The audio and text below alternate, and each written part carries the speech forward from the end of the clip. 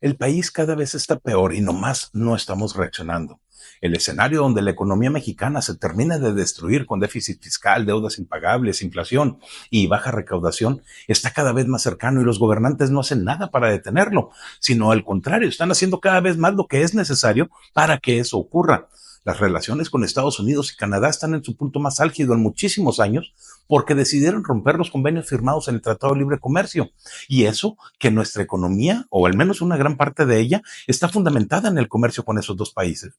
Festejan los chairos que nuestra economía es igual de grande que la de España, pero no consideran que nosotros tenemos 128 millones de habitantes y ellos solamente 48, lo que quiere decir que su nivel de vida es 2.6 veces mejor que el nuestro. Se regocijan los impresentables morenistas porque dicen que obtuvieron 36 millones de votos en las pasadas elecciones. Ok, supongamos que lo hicieron. Eso significa que 65 millones de mexicanos no están de acuerdo con ellos y aunque de estos últimos la mayoría omitió salir a votar el 2 de junio pasado, definitivamente se manifestarán cuando sus intereses se vean tocados o cuando se den cuenta porque se los han estado manoseando desde hace rato y nomás no veo que reaccionen. Pero lo harán en algún momento. Solamente espero que no sea demasiado tarde. Las leyes se aplican a discreción porque aunque las leyes están ahí para cumplirse, esa responsabilidad solamente recae en los ciudadanos que Morena y sus dirigentes elijan, ya que el expresidente, por ejemplo, no respetó la ley. El Congreso actual, con mayoría morenista, tampoco la respeta. No la respeta el INE ni los militares, no la respeta el Consejo de la Judicatura Federal.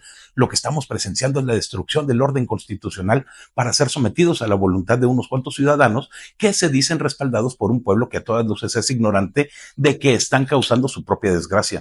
Dicen en la 4T que no son autoritarios, pero no hay siquiera una división de poderes que sea útil. Se implantó una reforma judicial a pesar de que había suspensiones definitivas emitidas por jueces federales y se ignoraron. Era tanta la prisa por destruir a México que lo hicieron mal estos desgraciados.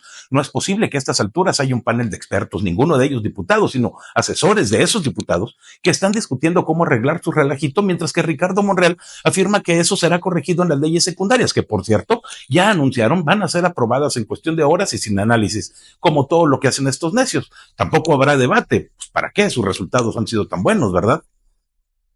La seguridad está cada vez más de la fregada porque las leyes no se aplican. Los responsables del crimen organizado han desistido en sus obligaciones y han dado preferencias a los criminales que no dan a los ciudadanos. A los mexicanos comunes y corrientes, todo el peso de la ley. A los delincuentes les mandamos abrazos para que cambien su forma de pensar y se vuelvan buenos. Un alcalde decapitado, un niño de 16 años asesinado, un fiscal balaceado frente a su familia. El resultado de esta política ha sido que casi todos los estados del país estén controlados o al menos influenciados por los grupos criminales. Mientras tanto, el favorito de Claudia Sheinbaum inicia su administración con el pie izquierdo al decir que él puede recorrer las calles de Culiacán tranquilamente y sin que lo agredan.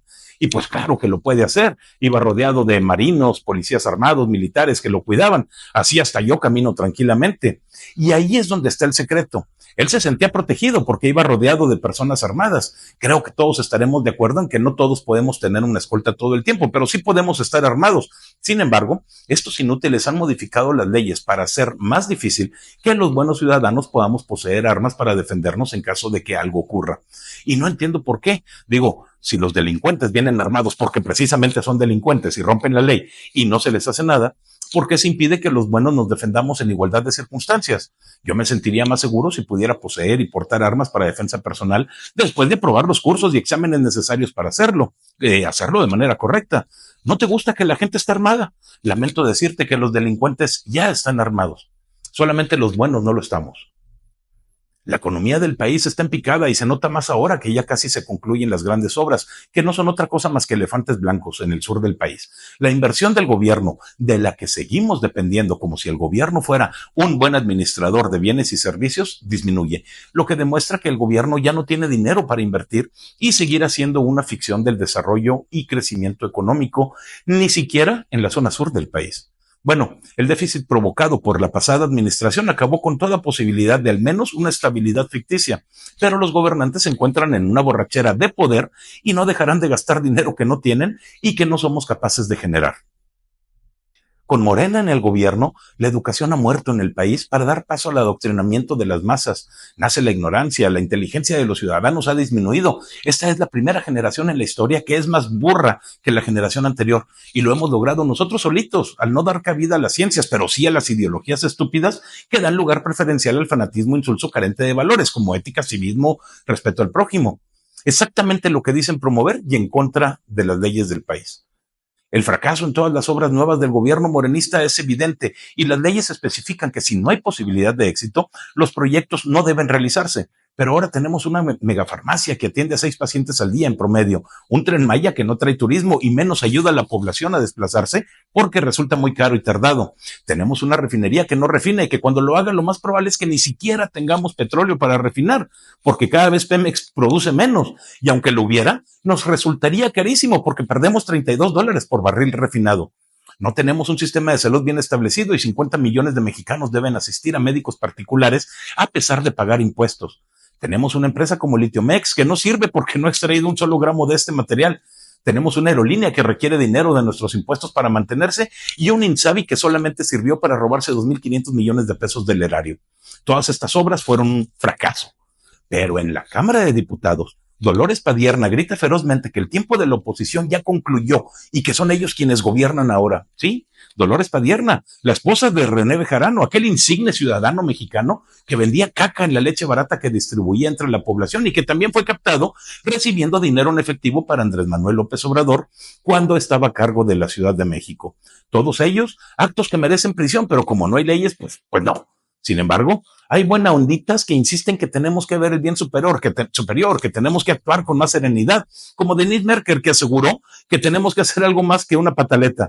Pataletas son las que hicieron ellos durante años y que hoy no permiten, a pesar de haber asegurado que no iban a reprimir a nadie. O es que Ricardo Alemán, Adela Micha, Víctor Trujillo, Jorge Ramos, Ángel Verdugo, Ricardo Rocha, Carlos Alarraqui, Sergio Sarmiento, Pablo Iriarte, Azucena Oresti, entre otros, abandonaron voluntariamente sus espacios de análisis y comunicación. Bueno, ¿qué tan mal está la justicia en México que su impartición depende de una tómbola? Es aberrante que se confíe de esa manera a quienes serán los juzgadores de los mexicanos en todos sus ámbitos. Se les ponían exámenes por una razón en específico. Para ser jueces requieren saber de temas fiscales, económicos, médicos, laborales, sociales, etcétera. Pero ahora agarraremos a cualquier hijo de vecino que con un poco de suerte y amigos en el partido en el poder pudieran llegar a ser seleccionados al azar. Un despropósito. Híjole, da pena decirlo, pero el Poder Judicial, que no tiene un brazo ejecutor, porque para eso está el Poder Ejecutivo, tiene que rogar a las policías que hagan su trabajo y éstas se pueden negar abiertamente, violando la ley, porque no les interesa ni quieren meterse en problemas. México es un país sin ley y así no podremos convivir adecuadamente entre nosotros porque estaríamos viviendo con la ley de la selva, en donde gana el más fuerte y con amigos más cercanos en el poder. Es decir, un estado totalitario en donde se hace lo que deciden los gobernantes, esté permitido o no en las leyes, y donde ningún ciudadano puede manifestarse en contra de ellos porque son acusados de traidores. Una doble moral que pasa desapercibida solamente a los menos inteligentes y preparados, pero que sin duda alguna ahí está.